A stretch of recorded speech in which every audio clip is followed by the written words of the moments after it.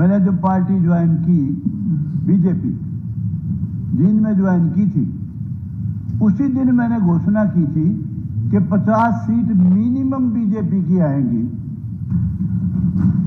और नायब सैनी मुख्यमंत्री बनेगा, और यह भी कहा था 200% बनेगा। बात कुछ भी नहीं थी, बात तो सिंपल इतनी ही थी।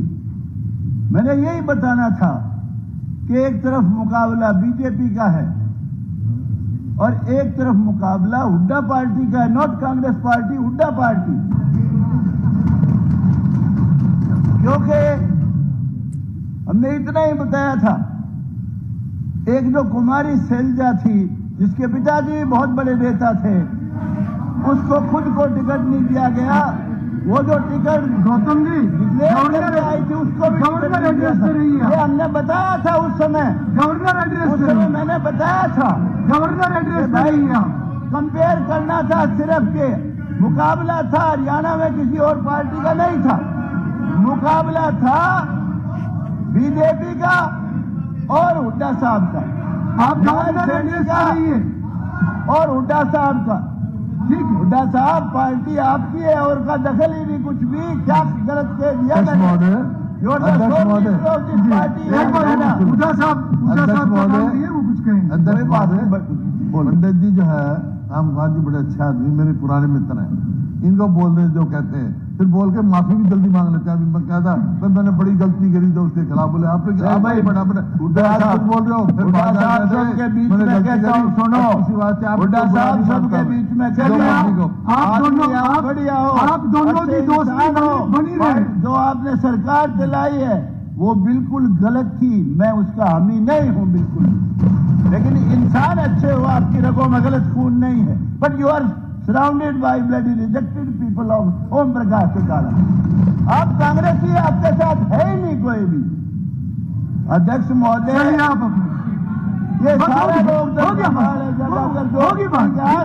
सलाहकार हैं, मैं ये कहता हूँ, अरे आप तो अलग हो यार, छोड़ दो।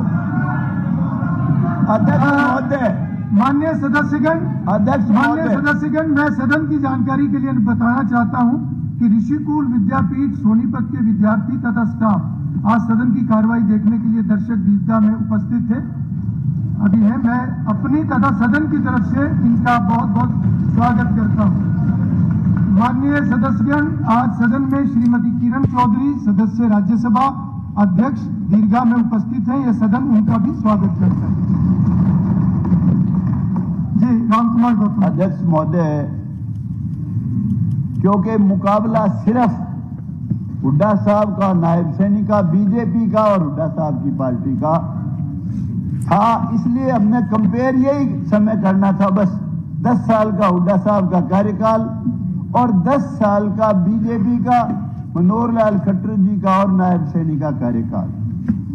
इतनी सी बात थी, वो मुझे पता था कि भाई हम हर गांव में जा जाके पूछते थे, भाई तेरे गांव में कितने छोरे लगे 10 साल में हुड्डा साहब के राज में? एक भी नहीं। भाई खट्टर साहब वाले में कितने लगे? 70, 60, 65, 55, 15। भाई हुड्डा साहब के टाइम में तेरे गांव में कितने लगे? काम कितने हुए तेरे डेवलपमेंट के? एक भी नहीं। भाई खट्टर साहब के राज में और नायब सैनी के राज में कितने काम हुए कि जी इतने लाख के, इतने करोड़ के? यही चीज हमने बतानी थी। और दूसरी बात ये कि हुड्डा साहब को और कांग्रेस पार्टी को ये दुख नहीं होना चाहिए जो ये ईवीएम की बात करते हैं कि ईवीएम ने धोखा दे दिया। हुड्डा साहब, ईवीएम का बहाना ना बनाओ। ईवीएम का जब आप राज में आ जाते तो फिर ईवीएम सही थी। ये तो आपकी सीट जो 37 आई है, ईमानदारी से कहता हूं, सारे एग्जिट पोल और सट्टा बाजार उनकी वजह से 37 आई है, नहीं 37 नहीं आती, मैं दावे से कहता हूं। देखिए 10 साल पहले का हरियाणा, कोई आदमी सोच नहीं सकता था बिना सिफारिश नौकरी मिलेगी। कोई आदमी सोच नहीं सकता था बिना किसी की सिफारिश के कोई भी काम होगा, हर काम के लिए सिफारिश की जरूरत थी। डेवलपमेंट का भी पैमाना था। रोहतक के इर्द गिर्द जहां कहीं जींद जिला शुरू हुआ सड़क बंद। भिवानी जिला एक दिन किरण चौधरी बैठी है, वो कह रही थी कि हमारा राज होगा। जब मैंने उस वक्त कहा था किरण हमारा राज कदा होगा, हुड्डा साहब बनेगा मुख्यमंत्री तो अगर थारी सरकार आ गई तो। और मैं कहा याद कर ले, रोहतक से सड़क चली थी खेड़ी मोड़ पे, थम भी जाके थारा कैसे राज होगा। तो हर मामले का हमने यही बताया।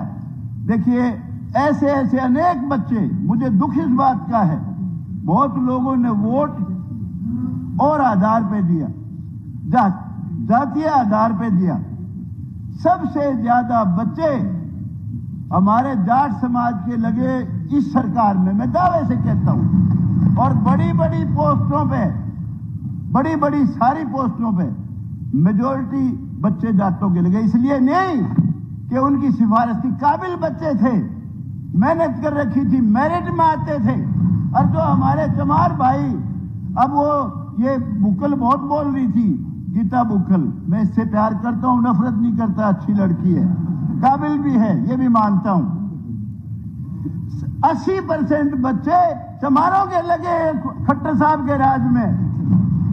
और ये जो ए भी बनवाई है आप लोगों ने ही बनवाई है। अरे इतनी घृणा क्यों करते हो बीजेपी से?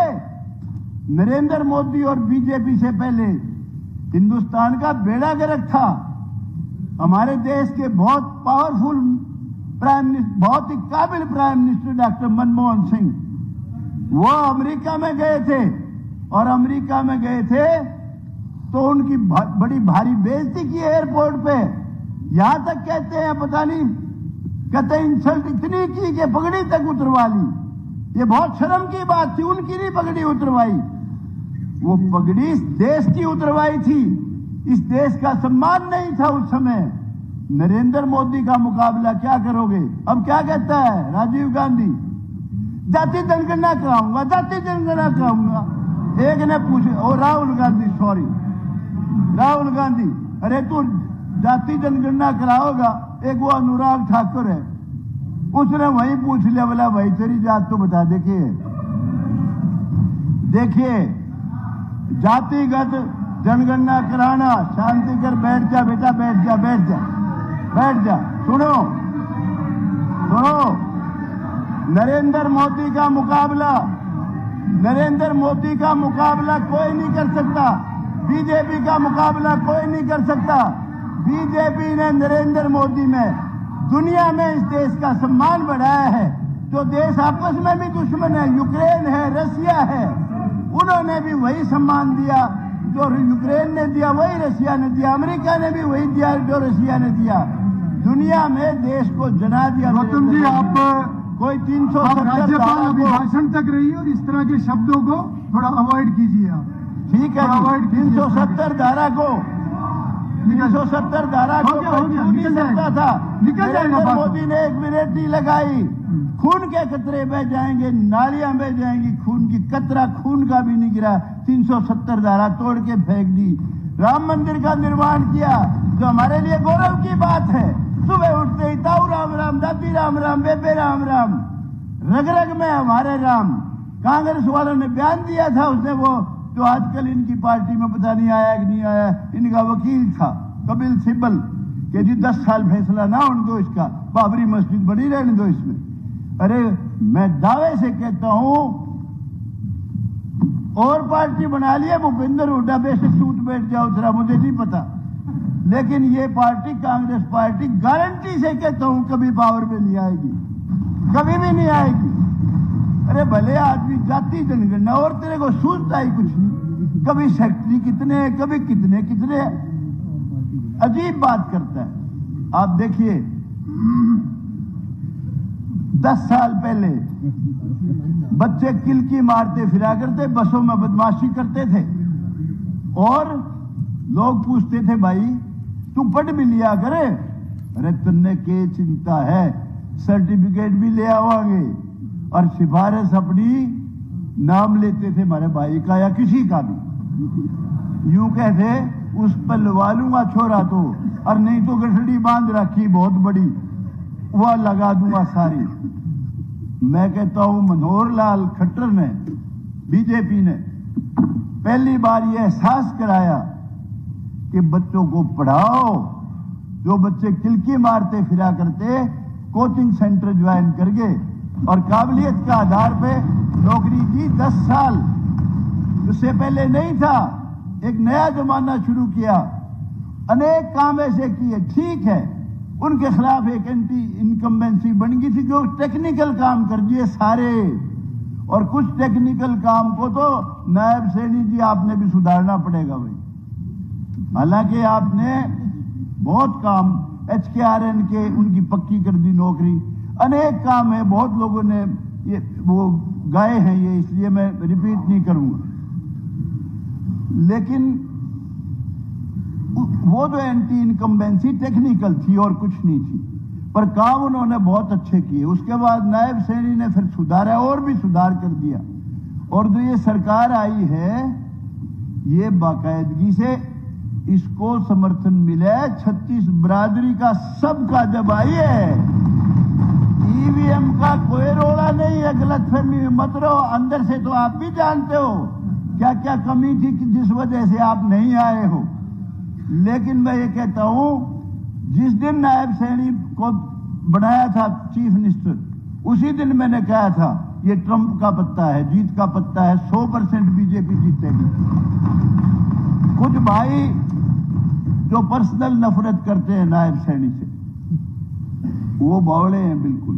उनको गलतफहमी भी है कि भाई तू फलाना बन जाता तो पता नहीं क्या कर देता। लेकिन मैं कहता हूं सही समय पे जो सही फैसला लिया पार्टी ने, ये गजब का फैसला था। अरे सैनी, SC, BC, ब्राह्मण 100% टिकट डिस्ट्रीब्यूशन गजब का, पंजाबी 100%, 80-85। हमारे जाट भाइयों को छोड़ के उनको तो ये था भाई हमारा भूपेंद्र हुड्डा बनना चाहिए। और जो भाई गौतम जी, ये जाति अगर ये बात का शब्द सॉरी ये इस्तेमाल नहीं होना चाहिए, तो सच्चा है, लेकिन नहीं, ये नहीं होना चाहिए। देखिए ये कोई राजनीतिक सभा नहीं है, ये हम हाउस के अंदर बात कर रहे हैं। नहीं है, बिल्कुल हाउस का अपना एक डेकोरम होता है, बिल्कुल डेकोरम बनाऊंगा इसके ऊपर। ये बहुत सीनियर मेंबर है। ठीक है, ठीक है, नहीं बिल्कुल ऑब्जेक्शनेबल है। ठीक है, डेकोरम बनाऊंगा भाई, डेकोरम बनाऊंगा, बिल्कुल ही ऑब्जेक्शनेबल है। अध्यक्ष महोदय, आई एम सॉरी। आप कंक्लूड कीजिए, आप अध्यक्ष कंक्लूड महोदय, ये शब्द इसमें से निकलेगा, मैं कंक्लूड करा रहा हूं। ये मेरे निकाल दे भाई, उसमें से निकाल दे। अध्यक्ष महोदय, मैं सॉरी बोल दी भाई, सॉरी बोल दी, तारीफ भी कर देता हूँ यार कितनी, फिर उसने भी तो देख लिया। अगर मैं कुछ बातें सरकार की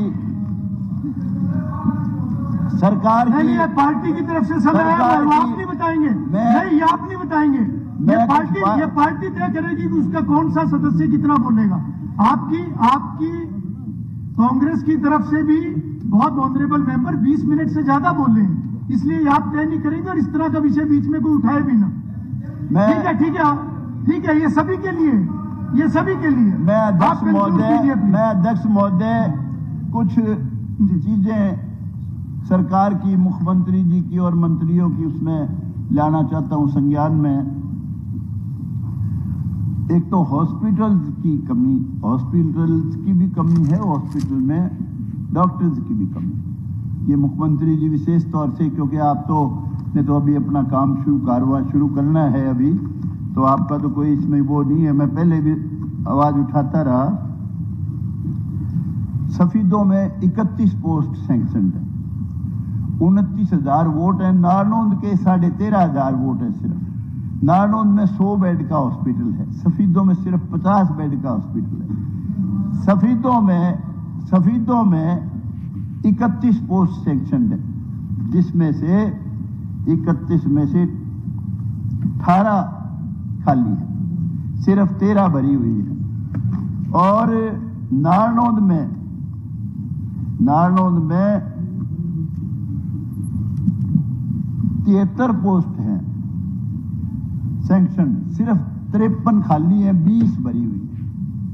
और नारनौंद सिविल हॉस्पिटल में 12 डॉक्टर हैं, 42 सैंक्शन पोस्ट है। और सफीदों में 7 सैंक्शनड हैं, मुआना में 7 सैंक्शनड हैं, सिर्फ 1 डॉक्टर है, सबसे बड़ा गांव है अपने जींद जिले का। इसी तरह काड़वा है 1 डॉक्टर। नेट सेल में ये है कि 23 पोस्ट खाली है और 8 सिर्फ भरी हुई। तो एक तो इस और विशेष ध्यान देना पड़ेगा। दूसरी बात, एक कॉलेज मंजूर किया हुआ है गर्ल्स का जामनी में, और उसकी बजट कहीं और ले गए। वो क्लास तो लगती हैं, लेकिन सीनियर सेकेंडरी स्कूल आप कंक्लूड कीजिए, आपका समय पूरा हो गया। आप लिख के दे देना, वो सब रिकॉर्ड में। 1 सेकंड की बस, जल्दी करूंगा, कोई बात।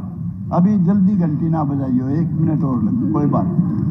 तो इसमें यह है कि एक तो ये वो जामनी का जो कॉलेज है, उसकी स्कूल में क्लास लगती है लड़कियों की, वो पिल्लू खेड़ा में। तो वो 8 एकड़ जमीन बाकायदा सरकार के नाम है, वो कॉलेज जरूर बनवाना। और एक ये जो नारनौंद में 50 गांव को दिक्कत है। 25 गांव नारनौंद से उधर 12 की तरफ और 25 गांव खांडा और पेटवाड़ की तरफ। पहले भी मैं अनेक बार आवाज उठाई, मंजूर कर दी थी पहले खट्टर साहब ने, लेकिन बाद में वो बनाई। बहुत ही जरूरी है। नारनौंद क्रॉस करते हैं जब कई घंटे कई बार जाम लग जाता है, इसको आप अपनी फर्स्ट प्रायोरिटी पे लो, ये मेरा आपसे आग्रह है। और मेरा एक और सुझाव है आपको। 1 सेकंड जी, बड़ी कीमती बातें कह रहे हैं। समय आप लिख, कोई बात नहीं, 1 सेकंड, आज खुला समय मिला। एक आज पार्टी की तरफ से भी मिला है, मुझे जो यार अन्ना उस हिसाब से आया रिटर्न में, मैंने भी पूरा समय। 1 मिनट सिर्फ, कोई बात। एक जो है, जितने भी सब डिवीजन बने हुए हैं, नारनौंद भी उनमें एक है, सिविल कोर्ट नहीं है। 1.25 एकड़ जमीन हमने कहा था जी ट्रांसफर कर दो, टूटी फूटी जगह पड़ी है एक इलेक्ट्रिसिटी बोर्ड की। खट्टर साहब वहां भर के आए थे, किया नहीं। तो ये भी ध्यान करके सिविल कोर्ट भी वहां बनवाने का कष्ट करें। और दूसरी बात ये कि ये जो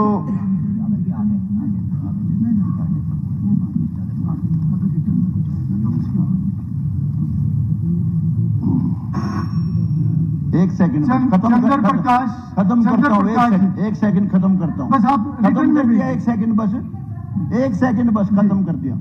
खेड़ा खेमावती में दोनों तरफ तालाब है, बड़ा खतरनाक। इसमें समय बहुत जाएगा, इतना ही रिकॉर्ड में आएगा। इतना ही बस 1 सेकंड।